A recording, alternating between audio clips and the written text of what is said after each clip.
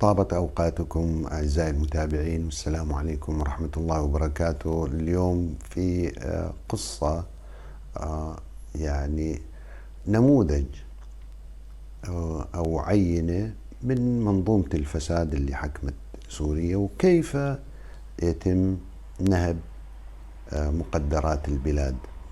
في عام 2009 زار بشار الأسد أرمينيا. أثناء الزيارة طبعا اطلع على بعض النشاطات والعلاقات التجارية والمساهمات والمستثمرين السوريين في أرمينيا، فذكر اسم بأنه أحد المساهمين البارزين من المستثمرين السوريين، وجاء وفتح بعض الاستثمارات في أرمينيا. عند العودة إلى دمشق بدأ السؤال عن هذا الشخص ومن هو، يعني اسم غير معروف، أرمني من الحسكة. عندما جاء الاسم وتحديدا من القصر الجمهوري، اسمه كان جان مسروب. فهذا الشخص أنا أعرفه يعني بشكل شخصي، وأغلب أبناء مدينة الحسكة يعرفونه تمام. مسيرة حياته يعني منذ البداية وحتى فترة التحقيق ممكن استعرضها أنا بدقائق قليلة. يعني هو من أسرة فقيرة، مستوى التعليمي متدني. تم تعيينه في مديرية الصحة بالحسكة بوظيفة حاجب أو مستخدم. يعني الكل يتذكره عندما كان يقف على باب غرفة الأطباء للفحص العيون للي يقدموا على شهادة السواقة. فأنت لما تريد تحصل على شهادة السواقة لازم تنعرض على لجنة طبية للفحص، وخاصة فحص العيون. فهو كان البواب، يعني اللي يدخل المتقدمين واحد وراء الثاني. فهي كانت شغلته، يعني هو مستخدم مع مرتبة شرف شوي. هذا كان معرفتي فيه بهذيك الفترة. بعد سنوات طبعا، وعندما أصبحت في المركز الإذاعي والتلفزيوني، علمت أنه أصبح هو المحاسب الرئيسي في مديرية الصحة. أثناء التحقيق اكتشفوا أنه هو المحاسب عندما يقدم أمر الصرف للرواتب والمستحقات الشهرية لمديرية الصحة. فأمر الصرف كان يقدمه على نسختين للمحافظ. المحافظ هو آمر الصرف. كان يومها المحافظ الحسكة اللواء محمد نمور النمور، فكان يوقع على أمر الصرف بقيمة 7 ملايين ليرة سورية. اكتشفوا بعدها أن هناك نسختين من هذا أمر الصرف الشهري، ويتم سحب المبلغ مضاعفا مكرر من المالية بالحسكة. ف7 مليون كانت تصرف رواتب بشكل طبيعي، و7 مليون تدخل إلى جيب جان مسروب ومن هم في العصابة تبعه. ذات الأمر يحدث للمشفى الوطني بالحسكة 7 مليون، والمشفى الوطني بالقامشلي أيضا 7 مليون. بدأ التحقيق ومن خلال الرقابة والتفتيش بدأوا جرد كل هذه الأوامر الصرف والتدقيق فيها، واكتشفوا أنها مكررة شهريا. فعادوا بسنة 2009 كاملا، ثم انتقلوا إلى سنة 2008 ثم إلى 2007، والموضوع كان يعني آخذ الوضعية المريحة. تفاعل الموضوع طبعا وتم تحويله إلى المحكمة. طبعا هذه الشخصية الفقيرة يعني وفجأة ظهرت وفاشت، يعني هي نموذج من كثير من النماذج اللي نعرفها، أنه كانت هي فقيرة وفجأة تحولت إلى نمط آخر من الحياة والثراء، ونتيجة النهب والسرقة، طبعا بالتعاون مع فروع المخابرات والتغطية من مسؤولين وضباط.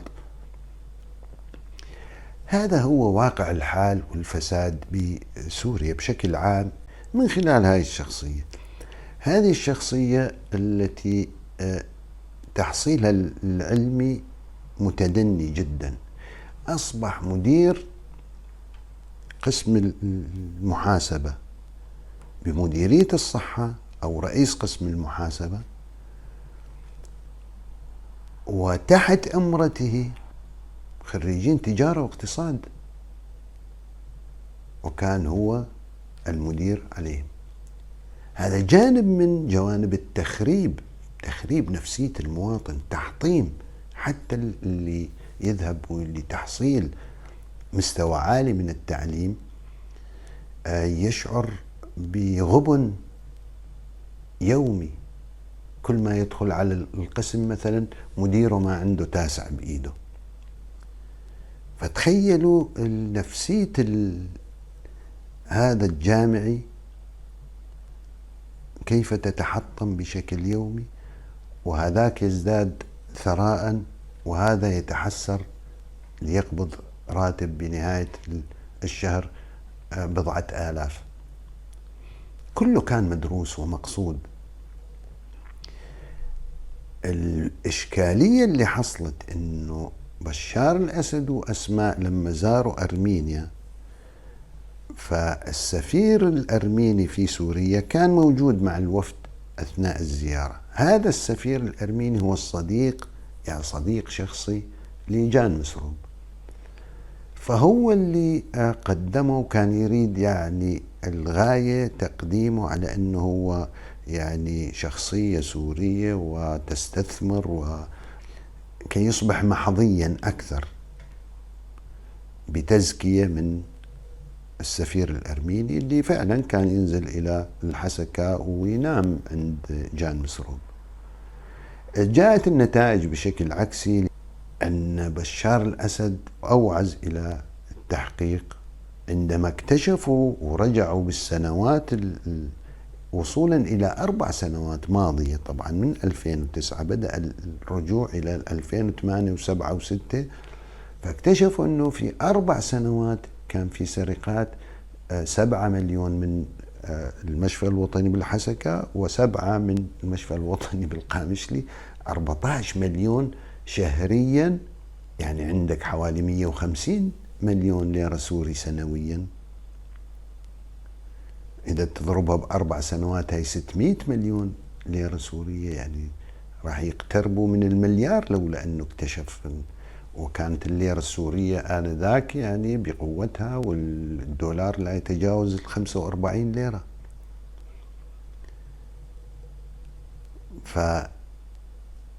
فانزعاج بشار أن هناك من يسرق وهو لا يعلم بهذه السرقة ولا تأتيه حصة، ولذلك أودعه السجن. إلي تجربة تاريخية أيام ما كنت جامعة مع هذا الشخص الوضيع طبعا والشبيح، للآن موجود وحرامي محترف. جاءوا فريق عمال الحسكة لكرة السلة، وأنا كنت طالب جامعي يومها، وأغلبهم أنا يعني أعرفهم ومدربهم. أثناء المباريات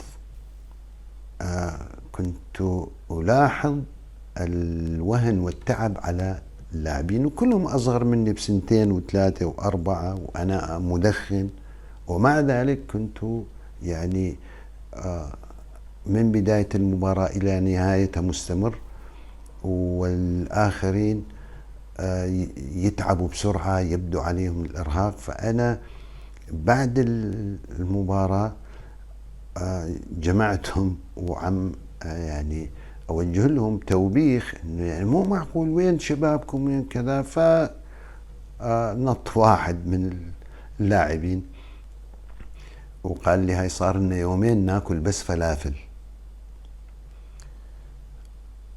فهو كان المعتمد المالي اللي مرافق الفريق. فيعني أثار غضبي وعصبيتي عليه، ويعني وصلنا إلى حد إنه أضربه. إنه معقول أنت توصل لهذا الدرك من الوضاعة إنه لاعبين جايين من الحسكة يمثلوا المحافظة أطعميهم فلافل؟ شلون هذا بده يقدم؟ يعني وين الطاقة اللي بده يحتاجها مشان يبذل مجهود مشان يعطيك نتائج؟ هل معقول انت مشان تسرق من يومياتهم بضع ليرات بهذيك الايام بالثمانينات، يعني شو كانت سندويشة الفلافل ب5 ليرات، انت تسرق منهم يومياتهم وتطعميهم فلافل وبدك نتائج يعني بالمباريات؟ فمن هذاك التاريخ ظهر عندي هذا الشخص وتركيبته الداخلية، انه اللص لا يتوانى عن فعل اي شيء في سبيل الملاليم اللي يحصل عليها، ولو على حساب كل التعب اللي تعبوه هذول الشباب بالتدريبات وبالتمارين مشان كم قرش. فهذا السافل التقطوا النظام، مافيات النظام التقطوا هذول السفلة، هو واحد منهم،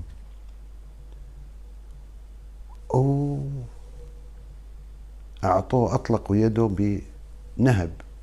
نهب أموال الدولة. على فكرة هي كانت هاي من خزينة الدولة، هاي المرتبات مو من الناس مواطنين. فكان يسرق، ويسرق من معدات المشفى، من الشاش والأدوية والإسعافات الأولية، ومعناها إذا من المرتبات يأخذ مقابلها نفس الرقم، فما أبالك من احتياجات مشفى عام يعني لا يوجد غيره بكل المدينة. فالله أعلم شو حجم مشترياتهم خلال الشهر. هذا اللي وصله مثلا أخوه، ما أتذكر اسمه، يعني أخوه راح اشترى ب250 مليون ليرة سوري قطعة أرض على طريق مطار دمشق الدولي. هاي زيادة يعني غير استثماراته بأرمينيا، بلش يكبر واستثمارات. طبعا هم واجهة لضباط ومخابرات يعني ليس أكثر، ويعطوهم بعض الامتيازات ويفوشوا سيارة وبيت وكذا، إنما مئات الملايين أكيد ما لهم حصة فيها. بس يسجل الملك باسمه، إنما الملك الحقيقي لمن وراه. هاي الشخصية مع بداية الثورة أطلقوا سراحه من السجن، فعاد إلى اللصوصية وللتشبيح. وإلي أيضا تجربة معه في حجوزات الطيران من دمشق إلى القامشلي. كان أيامها مع بداية ب 2014 هاي الحادثة، وما بعد بال16 و17 هو موجود. كان هو من يؤمن حجوزات الطائرة مقابل 50,000 ليرة سوري، بينما تكت الطائرة كان يومها 16,000. يعني دوما هو 16,000 هاي القيمة الحقيقية، إنما هو يأخذ 50,000 على المقعد الواحد، فكان هو معتمد. هو إذن شبيح من ما قبل الثورة، واستمر بهذا التشبيح. وهاي النوعية اللي يطلق سراحة بشار الأسد المجرم من السجون بحجة العفو العام، كل اللي يطلق سراحهم من نوعية جان مسروق الحرامي. هاي إحدى القصص الظريفة للص يسرق حتى توقيع المحافظ في الحسك. طبتم وطاب مساؤكم، السلام عليكم ورحمة الله وبركاته.